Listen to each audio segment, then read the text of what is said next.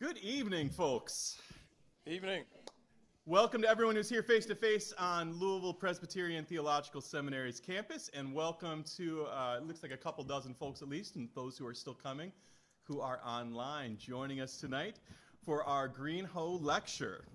The Greehoe Lecture was established in 1966 by Memorial Presbyterian Church in Midland, Michigan, in honor of their former pastor, Dr. Theodore M. Greehoe. Dr. Greehoe was a member of the Louisville Seminary class of 1934. And I am delighted to say the connection to Midland Memorial continues to this day. Reverend Matt Schramm is on the President's Roundtable, and I'm going to be up there visiting you fine folks up in Midland on November the 9th, and I am looking forward to bringing some personal greetings from down here at Louisville. Thank you to everyone up there in Midland for continuing to support the seminary, and thank you all for being here tonight to be a part of this outstanding lecture series, to be challenged, to grow, to listen, and for all of us to be a community together in this outstanding place where we have the opportunity to wonder, to dream, and to be challenged by the Holy Spirit to think about what we're asked to do next. I'd invite you, before we begin tonight, to join me then in a spirit of prayer as we listen for God's word, and as we give thanksgiving for the opportunity to have this moment together. Let us pray. Gracious God, by your grace we are here, and we are thankful. In a spirit of gratitude, help us look around the world and break our hearts where we see sin and brokenness. Remind us that we have responsibility. Remind us that we are part of communities that we know and communities that we have not seen. Teach us that strangers are potential friends, that family are siblings in your name, even when we have not met them. And so bind us together to one another. Teach us to meet those who are next to us and those who are here that we have not yet met. Remind us then that you have called all of us to share love and grace just as you have offered your love and your hospitality.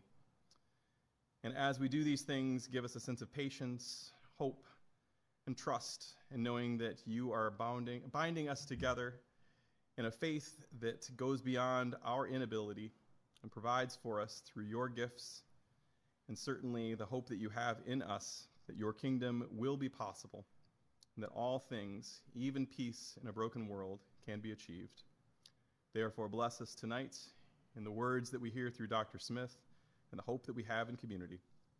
In your Son's name we pray. Amen. Amen. Amen. It is my honor and delight to invite my friend and the Dean of the Seminary, our Vice President for Academics, Dr. Deborah Mumford, to the stage to introduce our Greehoe Lecture for tonight. Deborah?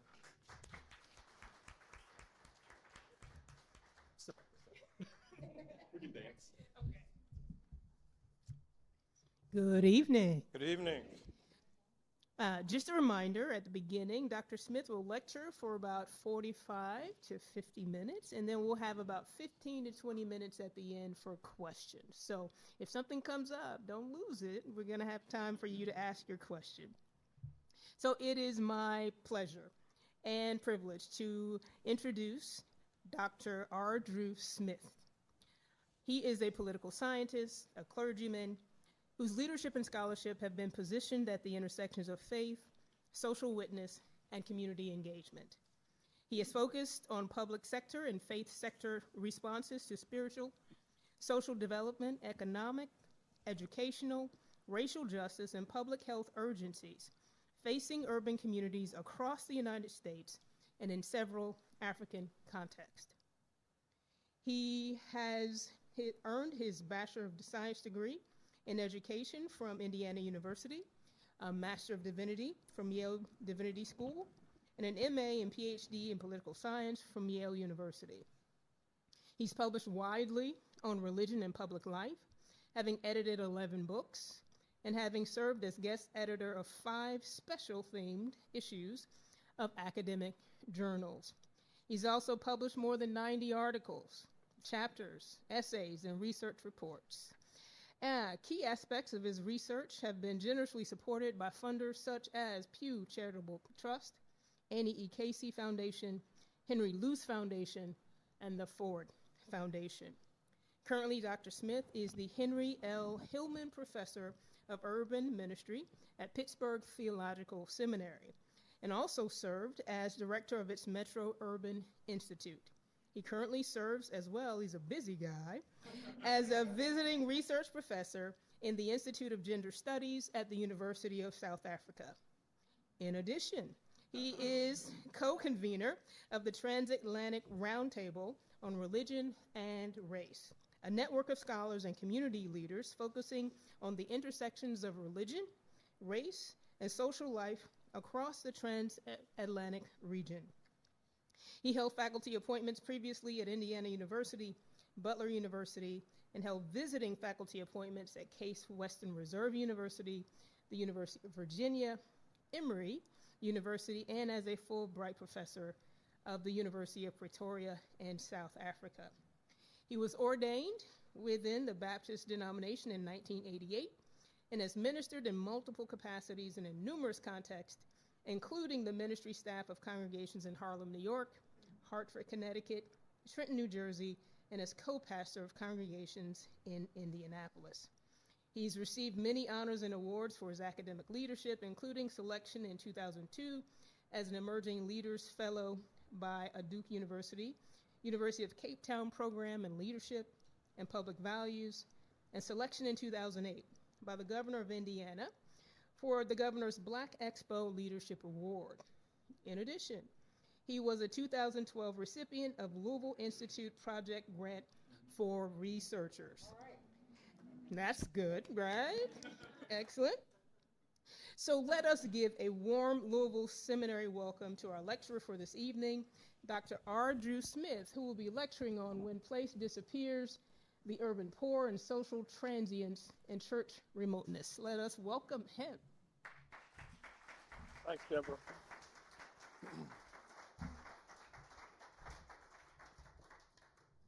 Good evening. It's an honor to be here with you at Louisville Presbyterian Theological Seminary. Not my first time on this campus, but my first time coming to speak on the campus. So it's good to be here in that capacity. And Dr. Pomerville, Dean Mumford, Dr. Lovelace, faculty, LPTS family, friends, those online, those with us in person, greetings to each of you. Thanks to the funders of this lectureship and for inviting me to be the speaker this evening. So, When Place Disappears, Urban Poor, Social Transience, and Church Remoteness. The fourth chapter of the book of Micah juxtaposes the absence and the promise of a godly community ideal, one where collective antagonisms between peoples will give way to mutual care and consideration, where the exiled will gain the strength of nations, and where everyone, irrespective of social preconditions, will sit under their own vine and fig tree. This passage summons our potential for configuring a world where all enjoy a place of social and spiritual fortification, flourishing, and fulfillment. Tragically, a place of this kind, though both a human necessity and divine imperative, proves elusive for many people within our world. Many remain acutely vulnerable to destabilizing social forces that disrupt and disfigure places of collective sustenance and purpose, leaving them to struggle with the severities of their social dislocation and psychic disorientation. The current scale of these dislocations is staggering. Presently, there are 123 million forcibly displaced people worldwide, including 73 million internally displaced persons and 37 million refugees. Approximately 4.5 million people worldwide are stateless, meaning they are not recognized as citizens by any country. and often are denied the right within the country where they reside to attend school, receive medical care, gain employment, or get married. Additionally, an estimated 1.6 billion people worldwide lack adequate housing, and more than 150 million people are completely without housing. People destabilized in these various ways find themselves without a real place in the world. They are, in the fullest sense of the word, displaced. Physical location, social positioning, and cultural identification combine with socially constructed realms of meaning, congealing into places and placements of physical and social habitation. The meanings assigned to place can be contested, but meaningfulness of place is more likely to be achieved through self-definition and indigeneity than from external imposition. Nevertheless, contestations over the meanings and purposes of place are vigorous and relentless, and meaningfulness of place remains difficult to achieve and sustain. Within contemporary societies consumed by commodification and objectification, meaningful existence is especially imperiled among people possessing fewer formal institutional buffers from societal distortions and disruptions of purposeful lifeway trajectories. In his classic 1903 text, The Souls of Black Folks, W.E.B. Du Bois speaks to these vulnerabilities specific to African American context leading up to the 20th century and to the social and psychic dislocations of persons inhabiting those worlds, reflecting on the soul violence endured by blacks during enslavement and afterwards. Du Bois characterized black sensibilities about that struggle in the following way.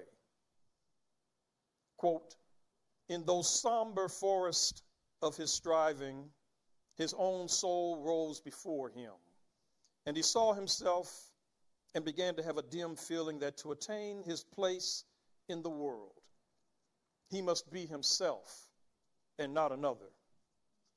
The violence to black soul life Du Bois alludes to in this passage relates to social structural imprisonments that deny black people a place of their own, a place formed of their own volition, and one free of the deformations and destabilizations imposed by a hostile society.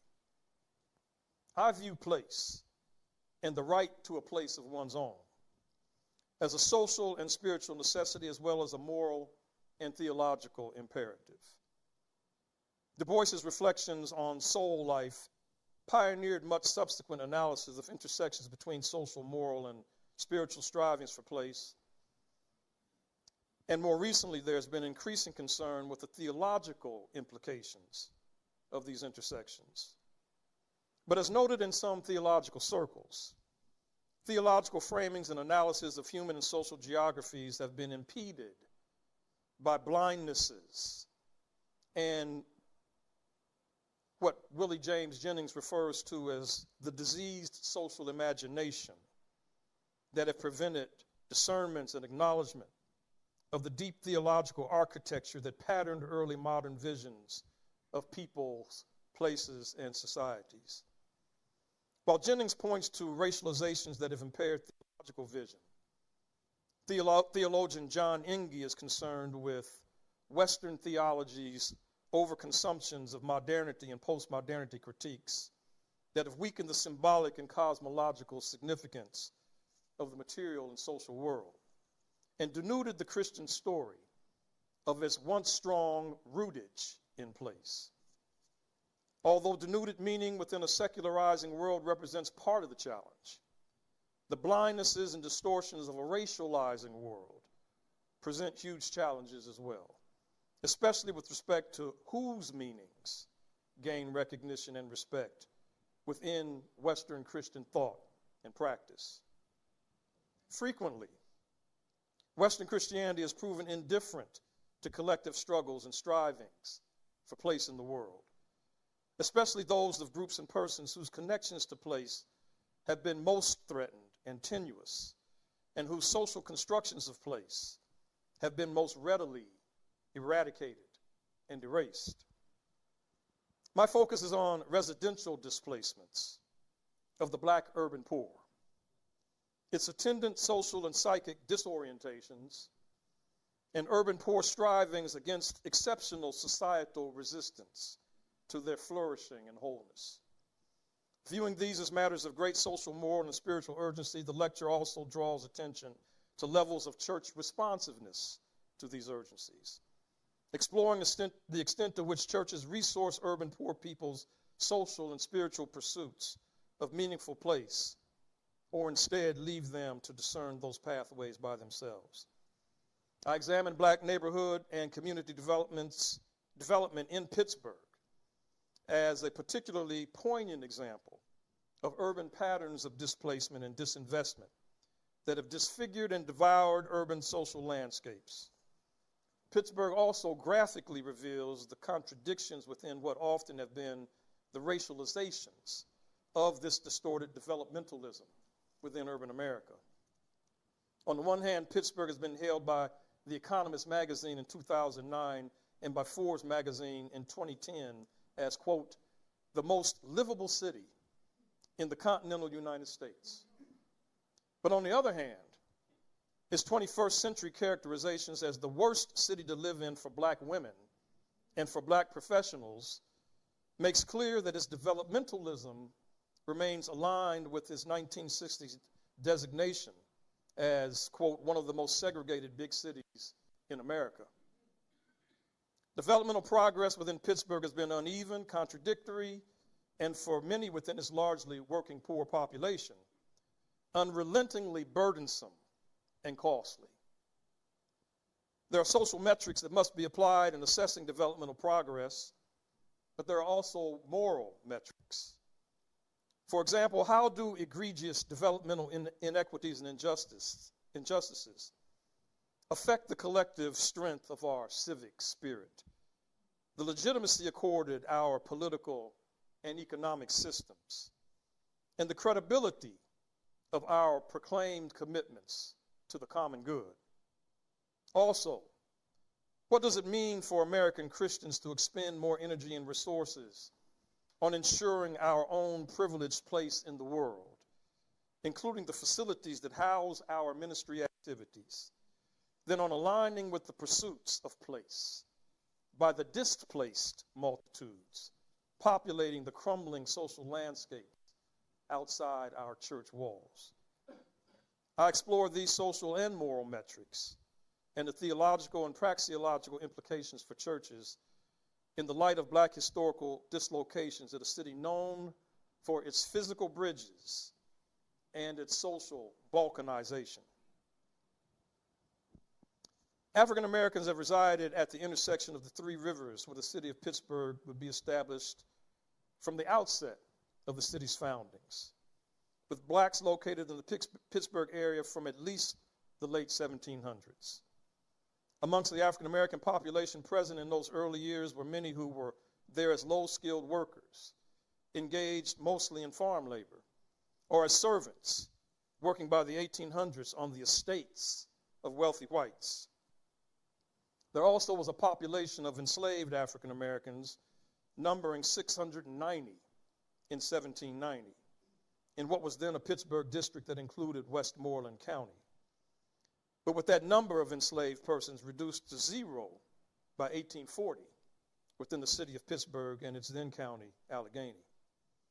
There were a small number of wealthy and influential blacks in the Pittsburgh area as well in the 1800s, including Cumberland Posey, who emerged during the late 1800s as a major steamboat engineer, operator, and shipbuilder, and also a coal mining operator and owner.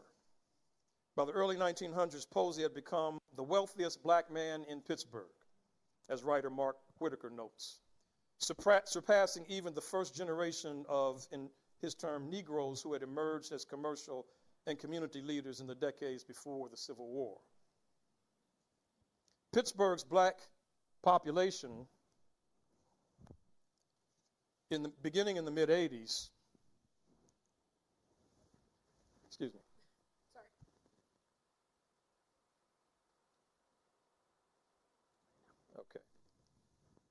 Pittsburgh's black population grew dramatically beginning in the mid-1800s, growing from 437 in 1837 to over 20,000 by 1900.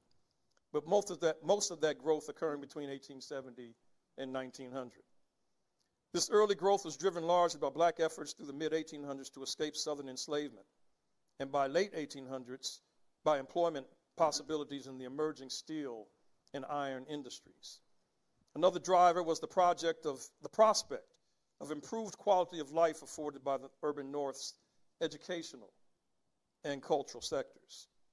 Significant increases in Pittsburgh's black population occurred as well during World War I, due to an influx of blacks from the South coming in response to heightened opportunities within a wartime context for work in Pittsburgh's various industrial sectors.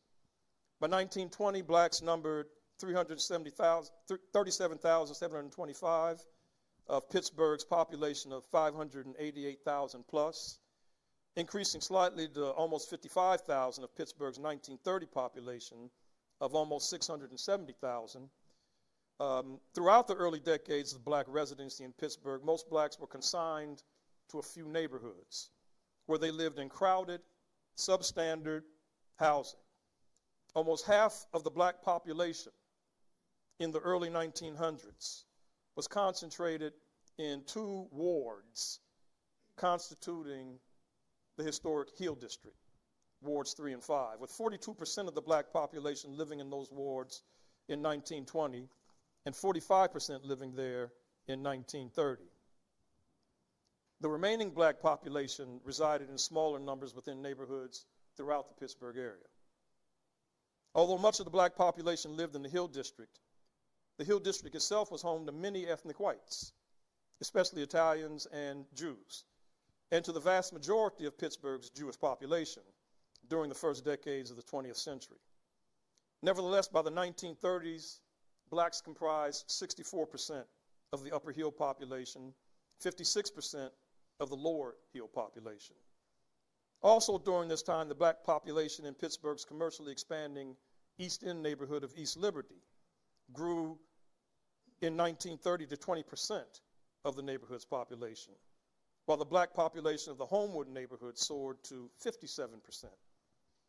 Black populations in several neighborhoods proximate to downtown achieved critical mass as well, with more than 8,000 blacks residing in the North Side neighborhood by 1910, and with Strip District and Lawrenceville neighborhoods also home to sizable numbers of black residents by the 1930s. Despite the social inequities and harsh living conditions impacting black quality of life in Pittsburgh, quite a few black Pittsburghers were able to establish somewhat settled residential patterns and lifestyles, embracing their neighborhoods and localities as communal homes and remaining in their acquired residences for many years. A growing black community stability, particularly amongst segments of black family households, emanated from several factors, including residential persistence and continuity within black neighborhoods, even if a byproduct of racial segregation, and by the expanding landscape of black businesses, cultural organizations, and churches within these neighborhoods. Another stabilizing factor was that a critical mass of blacks migrating to Pittsburgh decided to remain in Pittsburgh rather than move on to other cities, which is more the pattern of migrant workers during that time. According to a study conducted in the first years of the 20th century, a third of Pittsburgh's northern-born black workers and a third of its southern-born black workers in 1900 were still living there 5 years later, as opposed to an average of only 15% of ethnic immigrant population sampled. Although the geographic locations of black populations in Pittsburgh may not have been entirely self-determined at the time, the lifeways and life worlds blacks created within these contexts did reflect a black self-determination and collective agency that infused their surroundings with a sense of place. There's been substantial documentation of the Hill District's distinction as a cultural and commercial mecca within black Pittsburgh from the 1930s to the 1950s. with this broad spectrum of black businesses ranging from grocery stores, restaurants, barbershops, and beauty salons, to a black furrier. Its entertainment venues featuring marquee jazz musicians such as Louis Armstrong, Dizzy Gillespie, Ella Fitzgerald, Miles Davis, and native son George Benson, and historic black churches. It was also home to the Pittsburgh Courier newspaper, founded in 1907 and by the mid-1900s becoming the nation's largest black newspaper.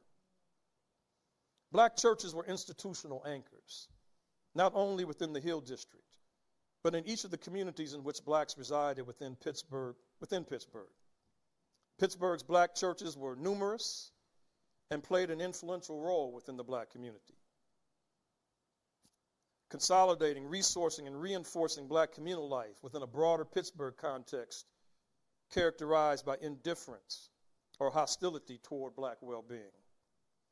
As historians have pointed out, the black church in Pittsburgh, quote, permeated all facets of black life, close quote, including ceremonial aspects through weddings, funerals, and worship, and social dimensions related to educational and occupational training and relief and charitable assistance.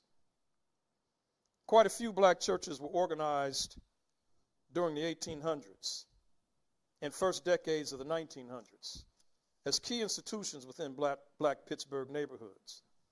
Among the earliest were Hill District churches such as Bethel AME Church, founded in 1808 as the first black church in Pittsburgh.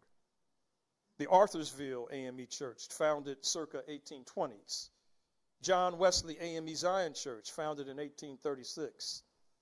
Grace Memorial Presbyterian Church, founded in 1868, with Henry Highland Garnett serving as its first pastor. Ebenezer Baptist Church, founded in 1875. Warren Methodist Episcopal Church, founded circa 1880. St. Benedict the Moor Catholic Church, founded in 1889 as Pittsburgh's first black Catholic congregation. Central Baptist Church, founded in 1891. And Macedonia Baptist Church, founded in 1903. Those are just Hill District churches. Key Hill District churches, many more. These congregations were at the heart of Hill District life, with their substantial influence projecting across the metro Pittsburgh area. The significance of Hill District black churches within the broader Pittsburgh religious ecology comes across also in the fact that the 14 black churches present in the Hill District by 1900 represented 50% of the black churches existing in Pittsburgh at the time. The near downtown Northside neighborhood was also home to some of Pittsburgh's most historic churches, including, oops, I think I just, okay.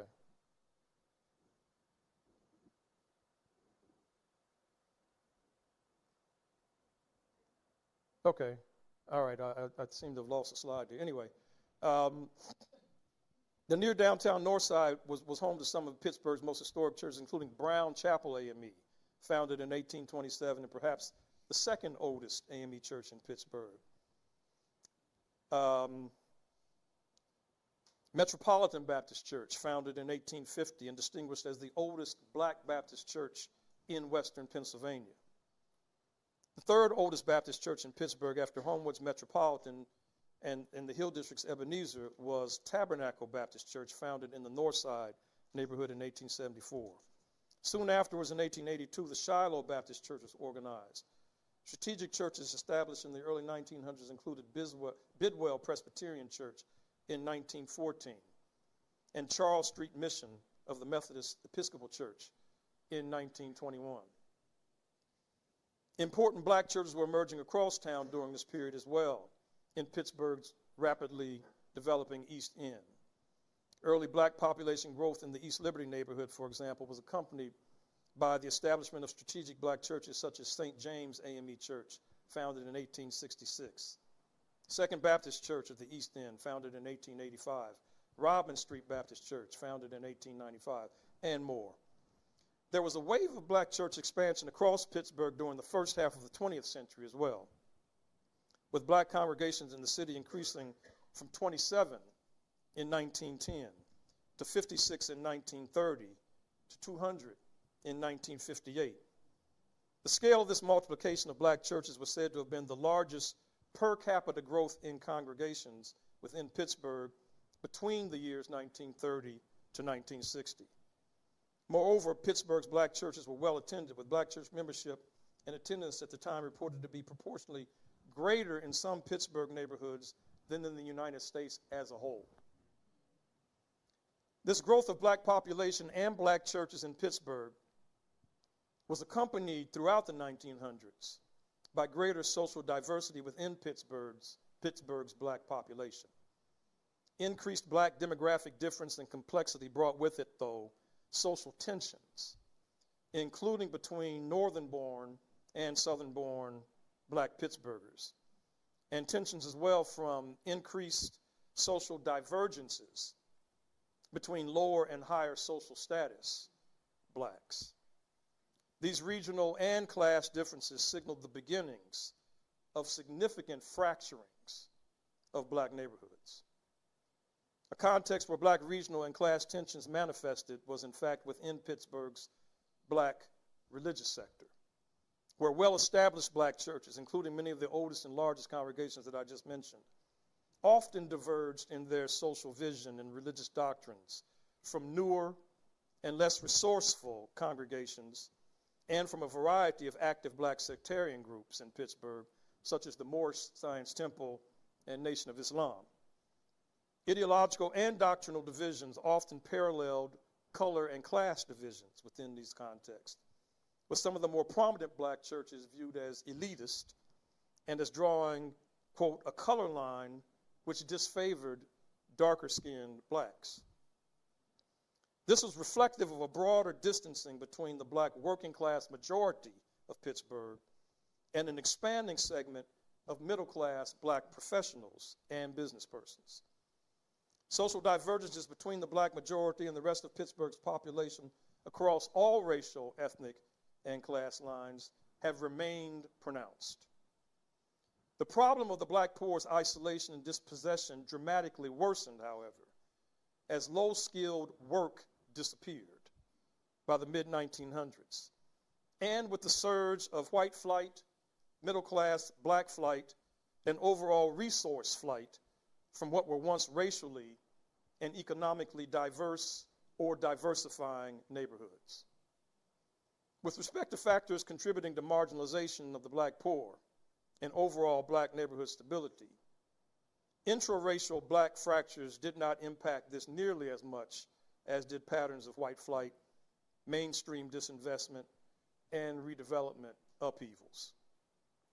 By the early 1960s, racial antagonisms and fortifications were largely replacing earlier degrees of racial tolerance within Pittsburgh neighborhoods, especially as there were larger influxes of black residents into previously majority white neighborhoods.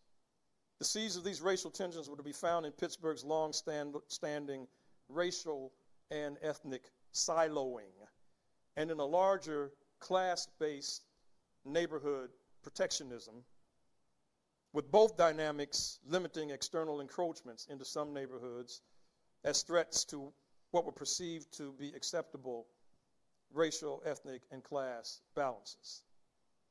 The scale of white flight was evidenced, for example, by the widespread departure of the Hill District's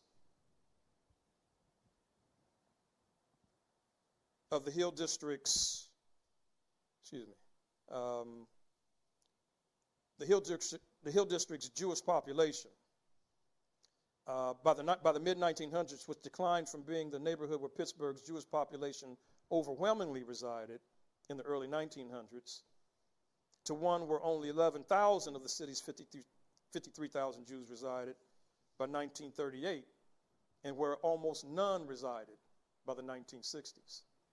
Similarly, in the Larimer neighborhood, where high proportions of Pittsburgh's Italian population resided through the mid-1900s, earning it the designation Little Italy, extensive white flight occurred during the 1960s, and a subsequent 90% decrease in its Italian residents by the early 2000s. The Homewood Brushton neighborhood also experienced a dramatic mid-1900s demographic transformation, with the black population shifting from 23 to 71% black in a single decade. White flight from these neighborhoods was accompanied by a neighborhood resource divestment and denial that constricted and starved black community building prospects in these neighborhoods. The East Liberty neighborhood exemplified the neighborhood disinvestment that occurred after the 1960s influx of black former Hill District residents. As outlined in one key report, quote, in the span of just a few years during the mid-1960s, East Liberty became a blighted neighborhood. There were some 575 businesses in East Liberty in 1959, but only 292 in 1970, and just 98 in 1979, close quote.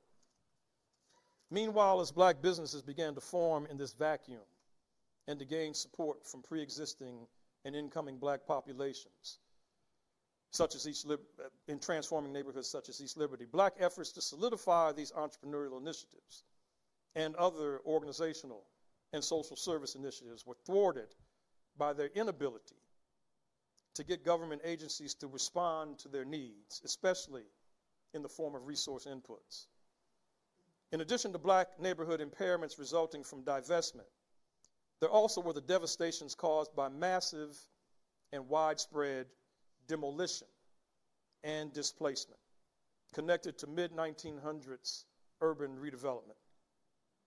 The most egregious example was the late 1950s eminent domain acquisition of much of the Lower Hill neighborhood by the city of Pittsburgh to make way for a downtown civic arena. The acquisition and subsequent leveling of the area dramatically shifted the Hill's demographics and social dynamics, as manifested by the displacement of 8,000 Hill District residents and 400 businesses, along with the demolition of many Hill District institutions. When the dust cleared, those historic venues in the Hill District had been demolished, along with venerable churches, such as Bethel AME. The effect of the calamitous demolition of the Lower Hill and the assassination of Martin Luther King Jr. in 1968, and the ongoing disinvestment in the neighborhood, was a residential exodus that shrank the Hill District from 60,000 in 1950 to 20,500 in 1980 to only 11,000 in 2010. This graph shows the percentage of black residents in many of the neighborhoods. You can see that at least a third of these Pittsburgh neighborhoods has at least 2/3 or more of black residents in those neighborhoods. The thousands of black residents displaced from the Hill District in the mid-1900s relocated to neighborhoods further from Center City, such as East Liberty, Larimer, Homewood, Beltshoover, and Garfield, where they became part of neighborhoods rapidly transitioning from predominantly white to predominantly black. One manner in which the 20th century black influxes were absorbed in neighborhoods across Pittsburgh was through the construction of low-income public housing complexes. First during a 1930s, 40s wave of public housing construction, and then a 1960s wave. These public housing complexes were constructed to address the lack of affordable housing options, especially in overcrowded black residential areas, against the larger backdrop of Pittsburgh's post-industrial working class devolution and its shift years later toward an economy and social landscape centered upon white-collar and high-tech professional concerns and interests. The Pittsburgh Housing Authority's first low-income public housing complexes were located in the Hill District. The very first was Bedford Dwellings, which was constructed in 1939 with 420 units, which was followed shortly thereafter by Terrace Village 1 and 2, designed for more than 1,800 families, and was one of the 10 largest public housing complexes in the country. There were 3 sections to this complex, including a section, Terrace Village, 3 sections, including a section called Addison Terrace and a section called Aliquippa Terrace, which was the largest community of the Terrace Village complex. Ironically, the original constructions of Bedford Dwelling and Terrace Village in the late 1930s and 1940s required the demolition of a large swath of the Hill District, resulting in the demolition of hundreds of buildings and the displacement of approximately 130 black families. As noted by one observer, these families, which equated to roughly 1,000 people, quote, had 3 months to pack up their entire lives and get out of their vanishing neighborhood. This was in the 1930s, prior to the demolition and displacements of the 1950s and 60s in the Hill District. In many respects, this episode represented what would become an insidious and ongoing back and forth between construction and demolition in the relationship between public housing and black community life within Pittsburgh. This pattern played out with several additional low-income public housing complexes built in Pittsburgh neighborhoods where large concentrations of blacks were starting to emerge, including 3 high-rises constructed in 1960 in the East Liberty neighborhood and known collectively as Penn Circle, comprised of the East Mall Tower, 160-unit, 18-story building, Circle Towers, 152-unit, 20-story building, and Liberty Park, a 352-unit building. Another East Liberty low-income complex was Penn Plaza, a low-rise complex of 312 apartments and 6 buildings that was completed in 1966. The first of the complexes targeted for redevelopment during the 1990s was Terrace Village, which you just saw, and specifically the Aliquippa section of Terrace Villages in the Hill District. In the early 1990s, Pittsburgh's mayor proposed using $31 million of available federal monies and funds from a private developer toward a joint venture to raze, R-A-Z-E, the Aliquippa complex and replace it with 1,200 to 1,500 mostly private housing units.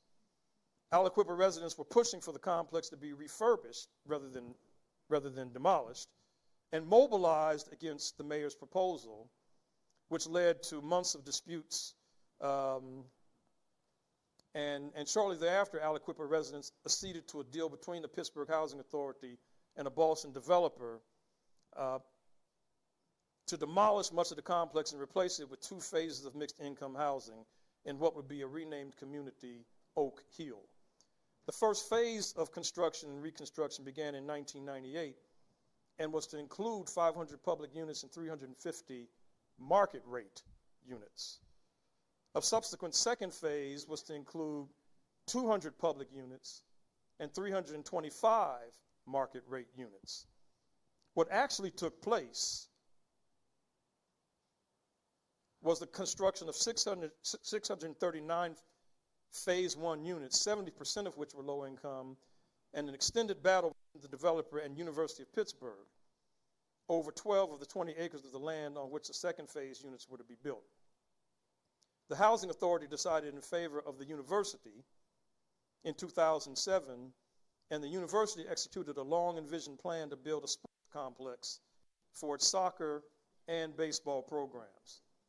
Meanwhile, Pittsburgh Housing Authority proceeded toward completion in 2011 of a scaled down version of its phase 2 housing plan, which included only 86 new mixed income housing units, 14 townhouses, a swimming pool, basketball, and tennis courts. In addition to dislocation related to Aliquippa in the Hill District, the Addison Terrace section of Terrace Village underwent a similar process, with its 734 low-income units demolished in 2008 and replaced by mixed income housing that included 311 units for voucher holders and 75 units at market rate. You see a pattern here of much larger numbers that previously existed, demolished, replaced by much smaller numbers, many of which were going at market rate. This cycle of public housing construction and demolition and of black placemaking and displacement was clearly evident in the East Liberty neighborhood as well.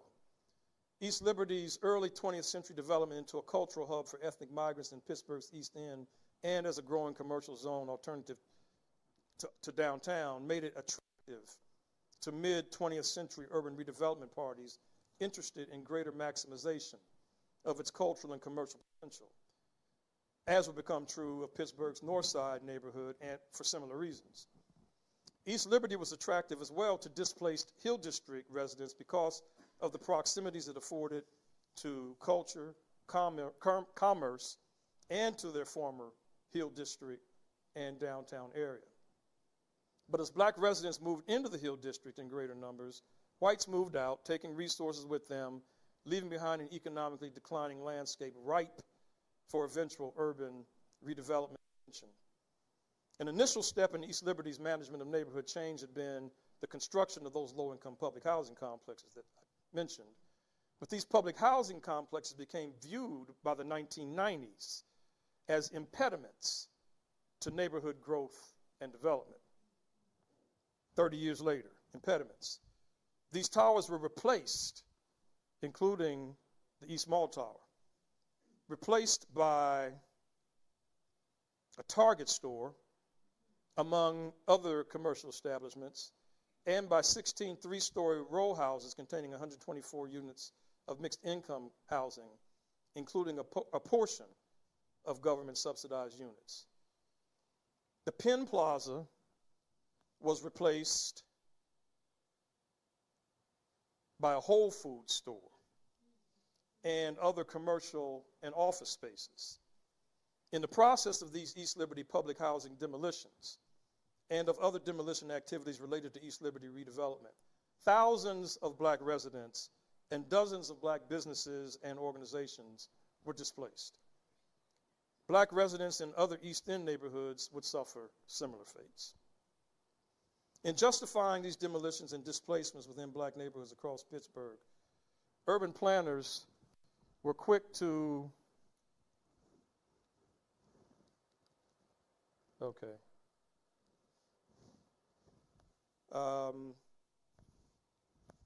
in justifying these displacements in black neighborhoods across, urban planners were quick to point out neighborhood economic decline and downturn as justifications.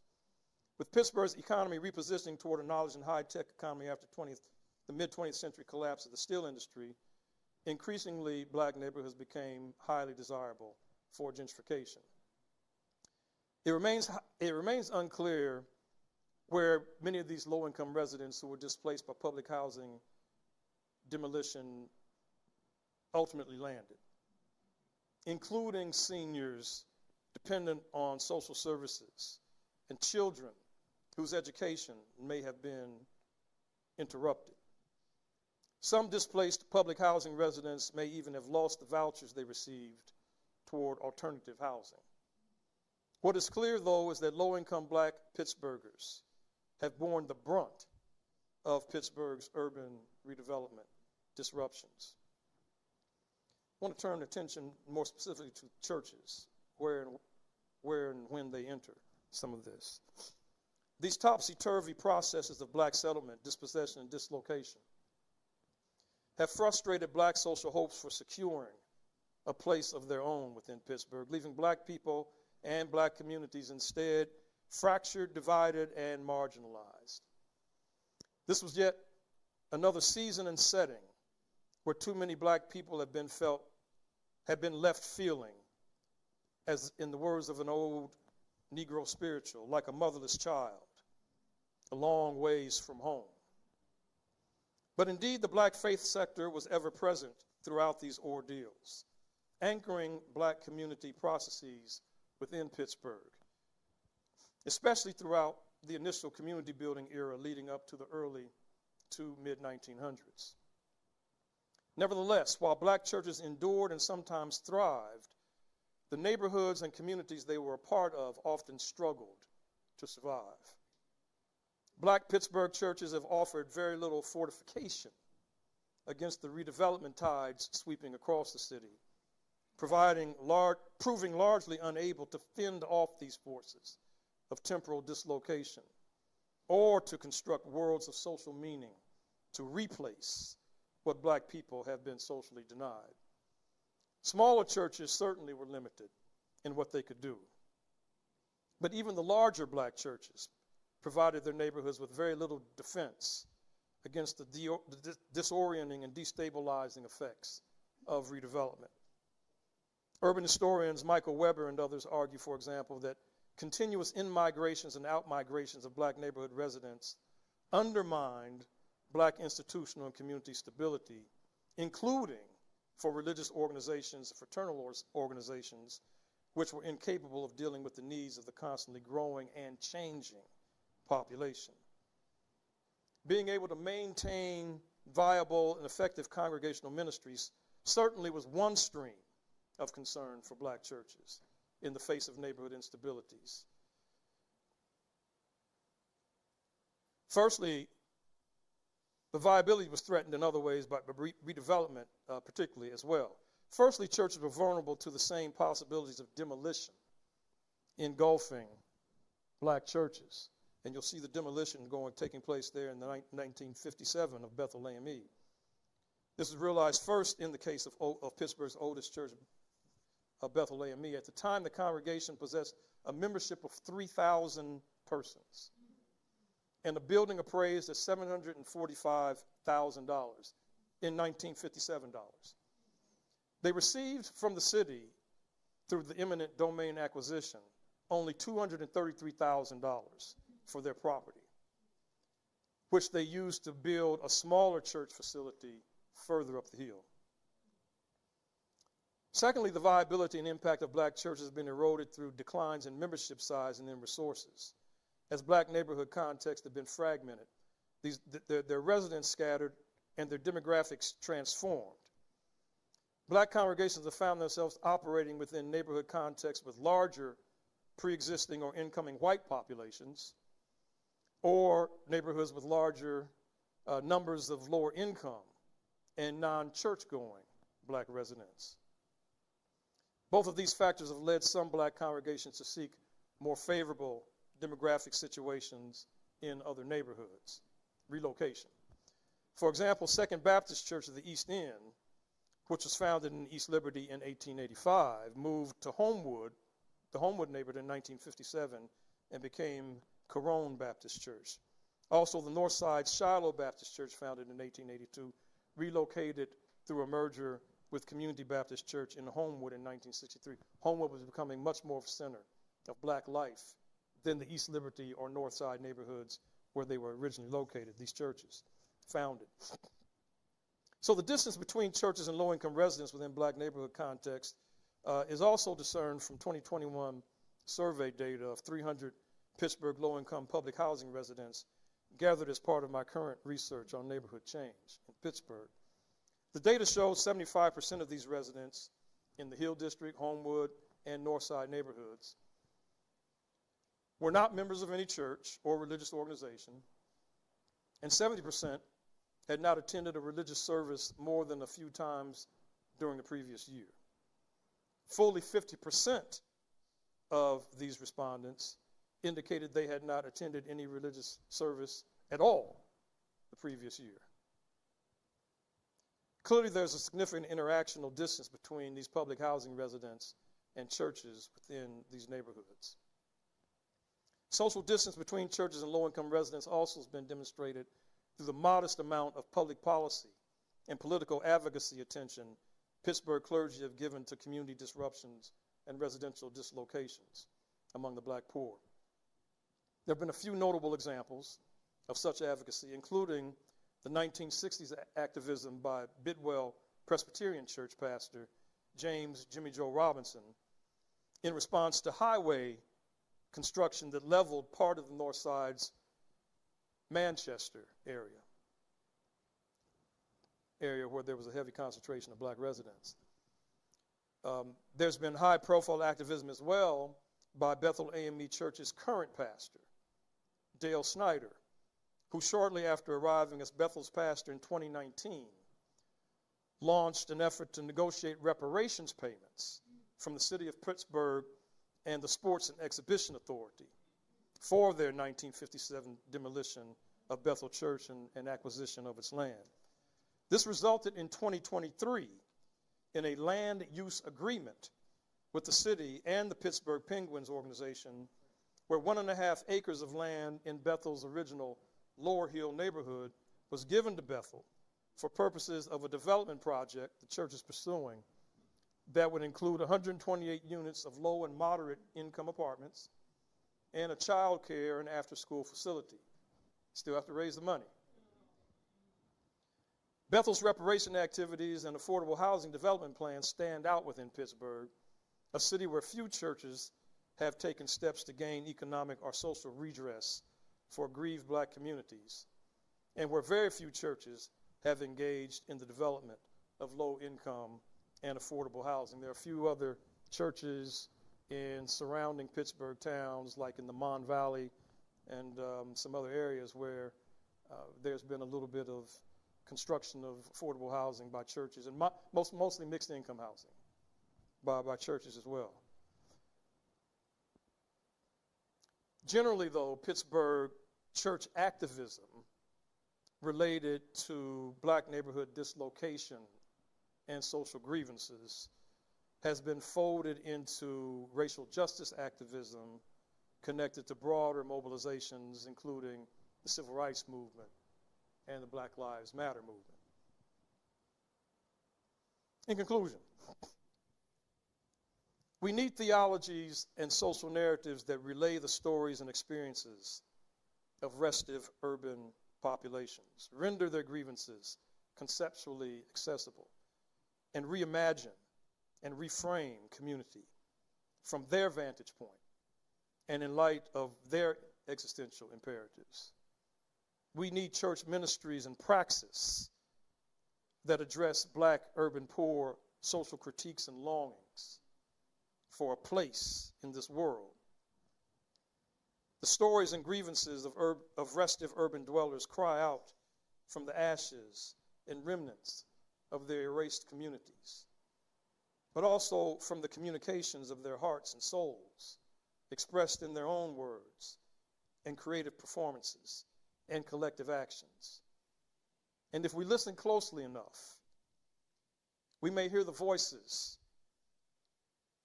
of urban prophets, such as the 1970s rhythm and blues legend War, whose critiques of society's failures to provide a place for everyone carries forward on the wind.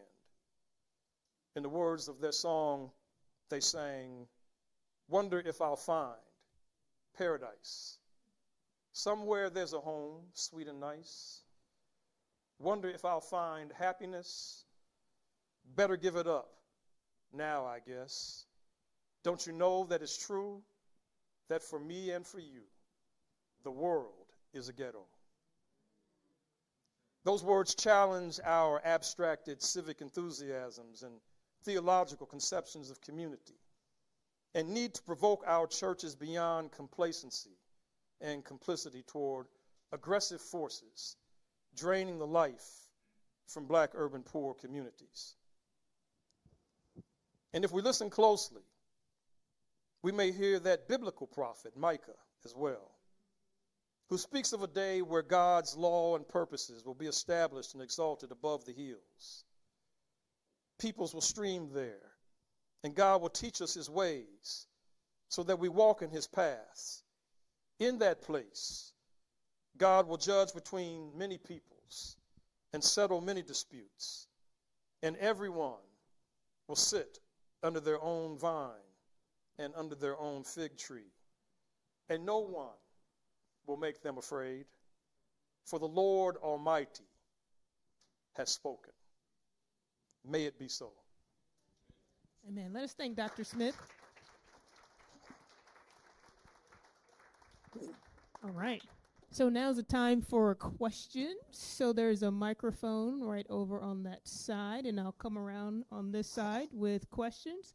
In the meantime, while she's making her way to the mic, are there any other pastors in the Pittsburgh area who are thinking about going after reparations for their congregations that you know of? Not that I know of.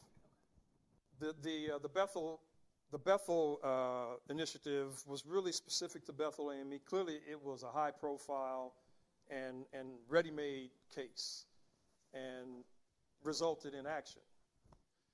There certainly are grounds for all kinds of additional reparations initiatives. At the moment, I don't know of others, but I'm going to keep looking to see. And not just looking to see, but looking to come alongside if possible. So there was, I thought there was someone question, Marion? Thank you so much. I was reminded as I listened to you of some of my learnings in Birmingham, Alabama in the late 60s. I think it was probably a Great Society thing, and then on into the 70s.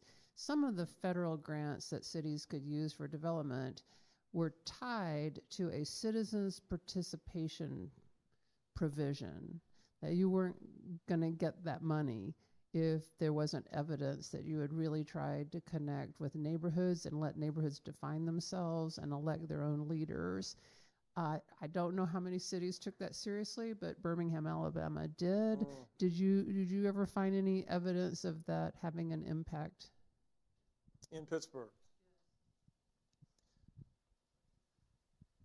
Well, certainly when I mentioned the initiative on the north side by Reverend Jimmy Joe Robinson at Bidwell Presbyterian Church, and that was during the late 1960s, during the 1960s.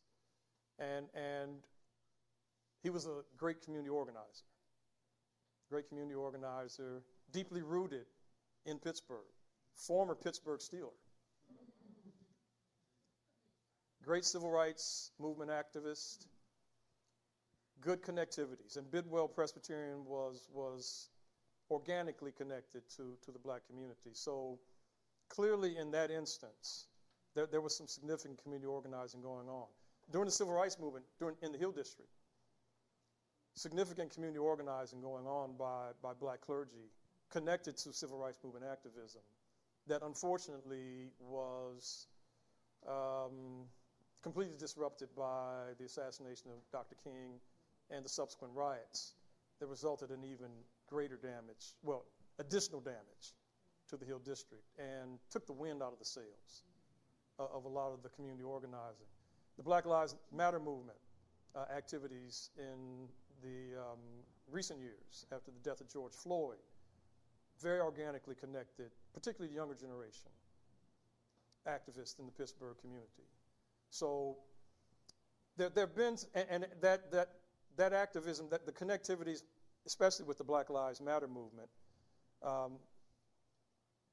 was something that emanated from both black congregations and predominantly white congregations. So there's an understanding of the need to be organically connected, and I think that's catching on.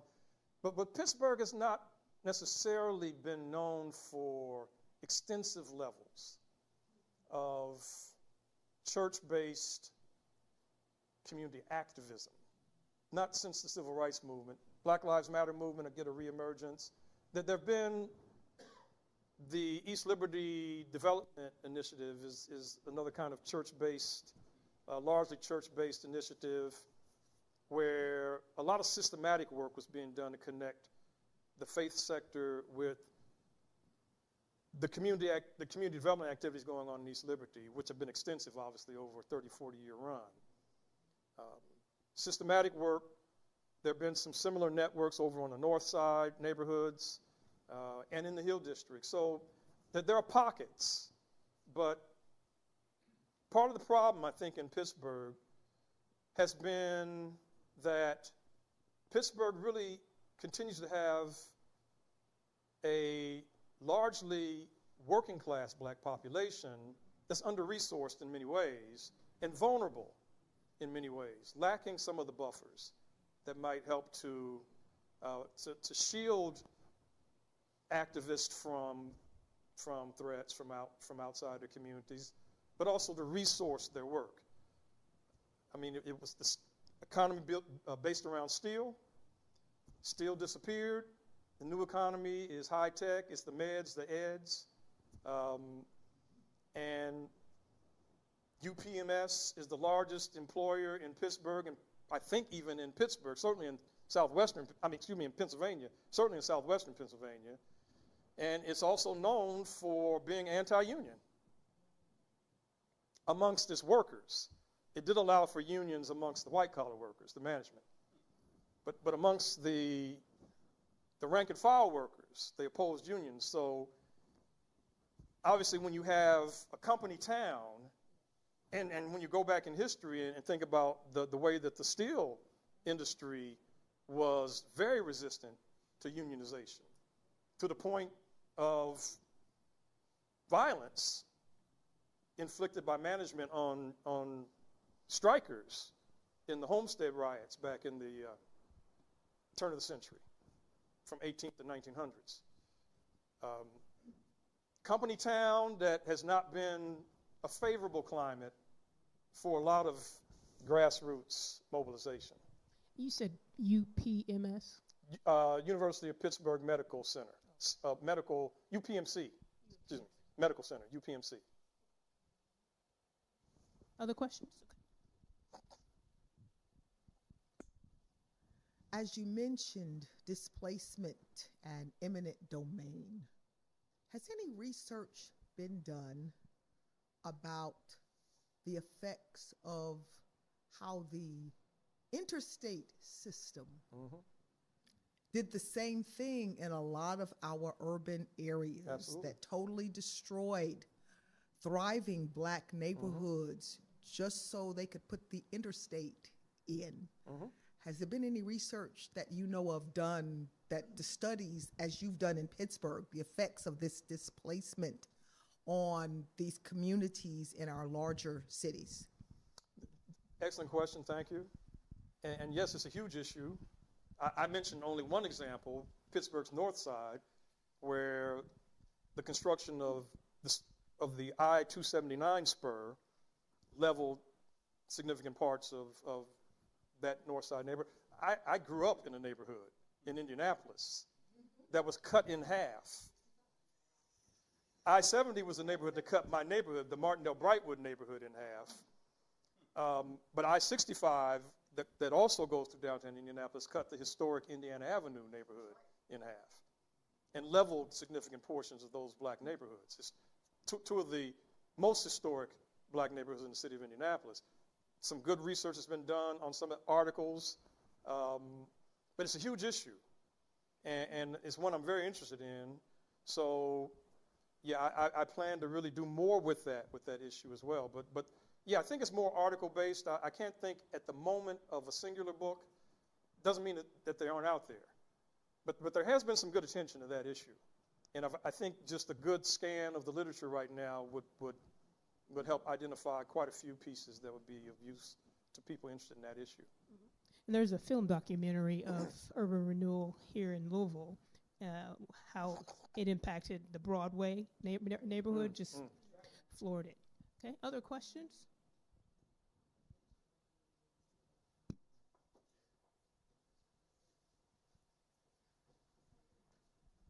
Thank you so much for your talk. I have a comment and a question. My comment is, what happens to black cultural institutions when the neighborhoods in which black churches exist are changing and transformed because of gentrification and everything you named? My previous context in Washington, D.C., one of the important realities that the congregation faced, historically black neighborhoods right outside of Howard University, was the movement of black cemeteries in urban spaces because of eminent domain. And what happens, and mostly the cataloging of the deceased, whole nother conversation for another day. But as we look at what becomes of black churches in these neighborhoods going through change and transition, it's not just the black churches, it's also the black cultural institutions connected to the black churches. And since we lose memory of black neighborhoods, right? So looking at black churches and black neighborhoods. But the question I really want to ask is, how do we make sense of how can black churches remain black churches? So what does it mean for a black church to be a black church in changing neighborhood dynamics?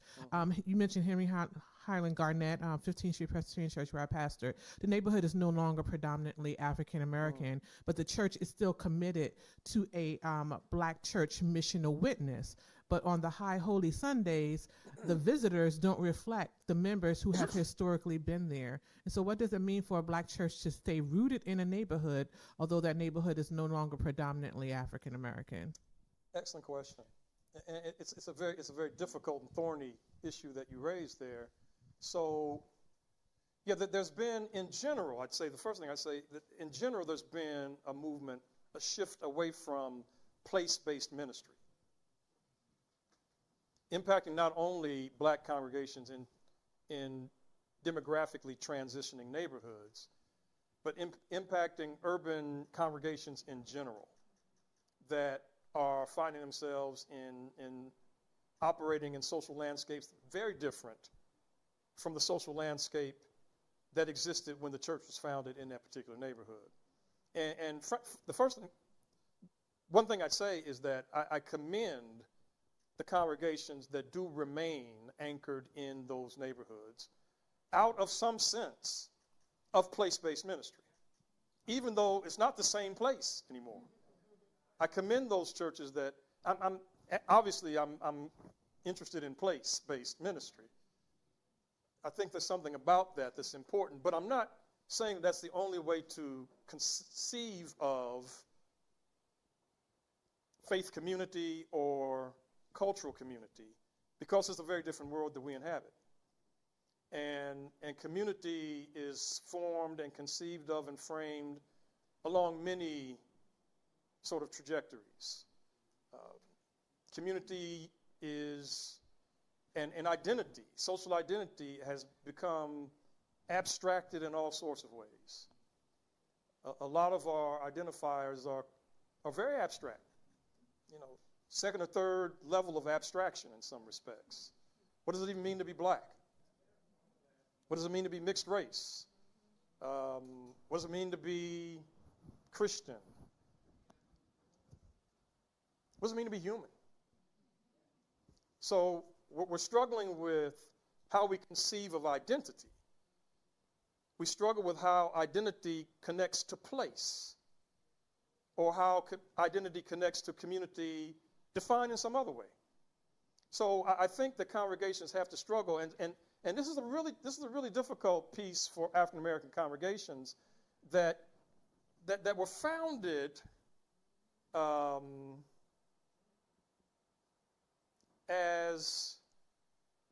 they were founded out of the denial of a place for black people. So there was an intentionality around the particularities, in this case the racial particularities of what it meant to be a black church, because it was out of necessity.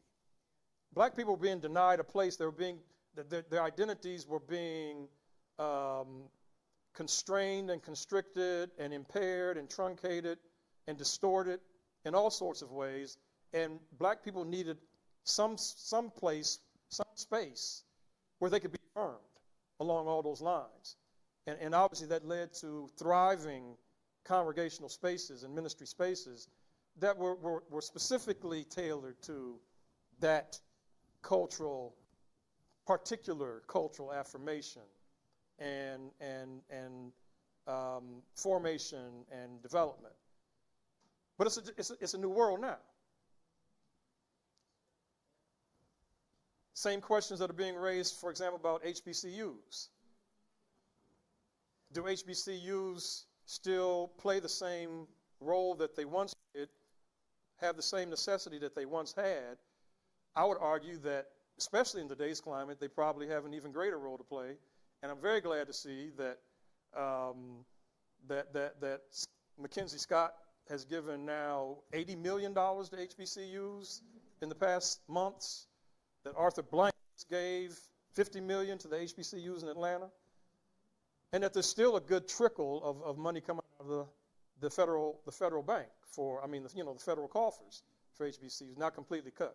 So yeah, I think they're still very necessary. Same argument might be made about black congregations, but black congregations have relied on a certain kind of stream of constituents, a certain kind of stream of resourcing. And that can no longer be taken for granted in the ways that it once operated.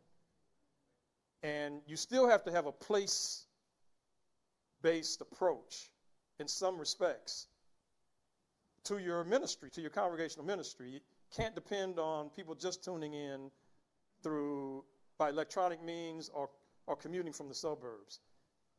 I think there's still a real importance to being able to touch the people right outside your doors, however different that demographic may be, racially, ethnically, or on the basis of class. So again, applause to the congregations that have remained in neighborhoods to try to continue to wrestle what it means to anchor those neighborhoods, and to wrestle with how they might even reimagine their own identities. Applause to that effort. Okay. One more question.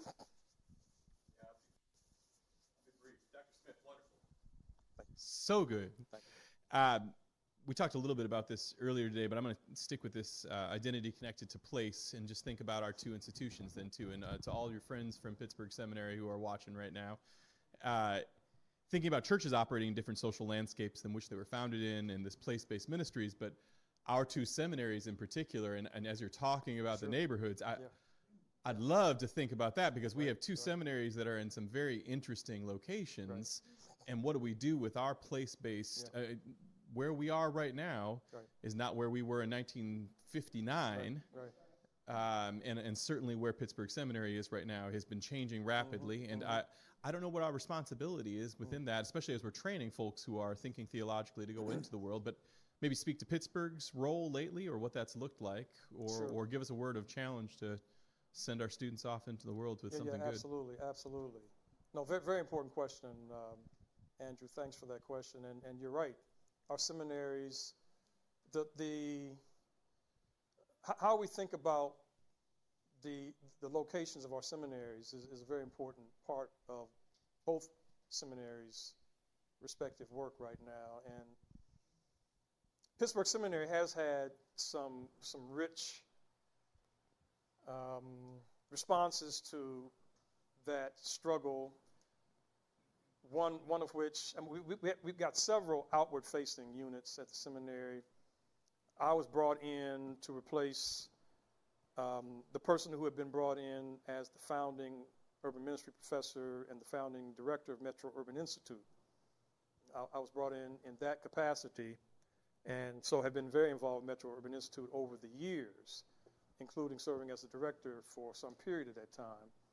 We now have a new director of Metro Urban Institute, but that initiative, that institute, has been very intentional and has been a very intentional part of the seminary's life in efforts to better connect with the surrounding area. I mean, this research grant that I'm completing now around neighborhood change in Pittsburgh ran through the Metro Urban Institute when I was a director.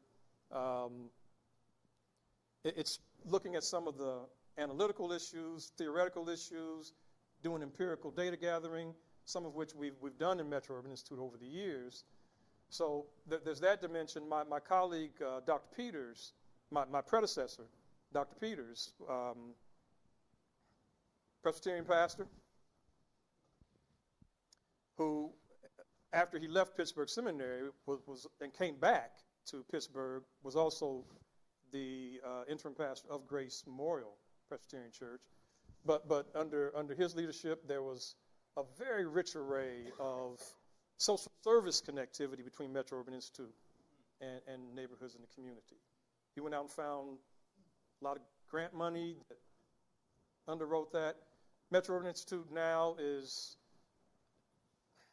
a much more central part of the seminary life, as is urban ministry studies and contextual ministry studies, which have grown over the years. Strategic plans that have come along have helped to better center that work inside the life of the seminary. But quite frankly, theological education still struggles to figure out a good balance between more classical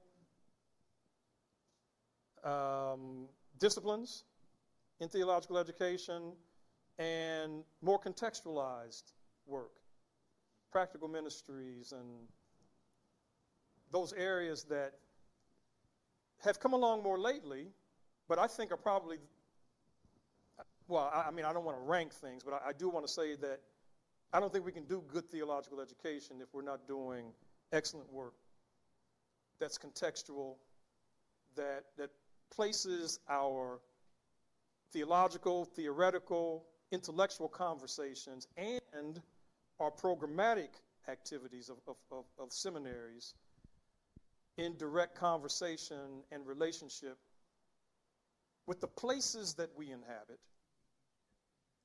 with the issues that impact our broader social ecologies, not just place-based, but all the ways that we are part of a broader social ecology and network of constituencies and ideas.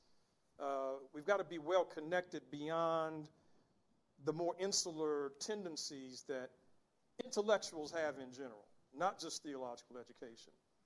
If any intellectuals should be the organic intellectuals that Antonio Gramsci speaks of and Cornel West speaks of, it should be theological educators. We say we speak out of the church. If the church is not connected to people and to the real worlds that people actually inhabit, who will be connected? All right. Thank you very much. So we almost missed a question from someone online. So a quick question, and that'll be our last one. Go ahead. So this is from Dawn. Thank you, Dawn. Obviously, talks like these help combat these inequities. But what else can be done? What can each of us do to help? Well, yeah, thanks. That's a wonderful question. And it's one of those rubber hits the road questions. Yeah. Well, I think we always have to start from where we're located. That our work has to be organic. It has to come out of our heart, out of our spirit, and out of our social location. It's going to have more meaning for us and more meaning for the people that we interact with when we're speaking out of our own rootedness. You know, it's hard to transplant into something else. We're all located somewhere, and from that location, we figure out alliances. We figure out collaborations and coalitions. We figure out how we come alongside where the urgencies are. Now, I'm not suggesting that we operate out of our social locations and only out of our social locations, stay there and never connect up with other places that might be of greater urgency. I think we need to be focused always on where the great urgencies of our day are. The church has to be focused on the great urgencies. The church that's comfortable, the church that stays within the bounds of familiarity and comfortability is a church that's not shaking up the world very much. It's when we come alongside the great urgencies of our time and make the powers that be uncomfortable with the way things are, that we align with those heroes of the faith that we connect with through Scripture, including Jesus the Christ, who stood in the midst of urgency and told uncomfortable truths, inconvenient truths, costly truths. The great saints of history in the Christian church have been often those people who stood in precisely those places. So, but we start from where we are. You need to know yourself first. But in knowing yourself, knowing ourselves, we need to know how our social location confines us cuts us off from broader worlds. So we need to know that. We need to know where we are and how we're being confined and constricted and truncated, and figure out ways to bridge out from there. But we start there. We have to be embodied. You can't be an abstraction. Jesus was incarnate. We have to live somewhere. We start somewhere. We're embodied somewhere. We start in our embodiment, and then we take that places. We take it into the difficult places. We take it out into the deep. But we take ourselves. Well, one of my theology professors at Yale Divinity School many years ago, Reverend Leon Watts, AME Zion pastor and preacher and scholar, studied under Jim Cone. One of the things he told me I'll never forget. He said,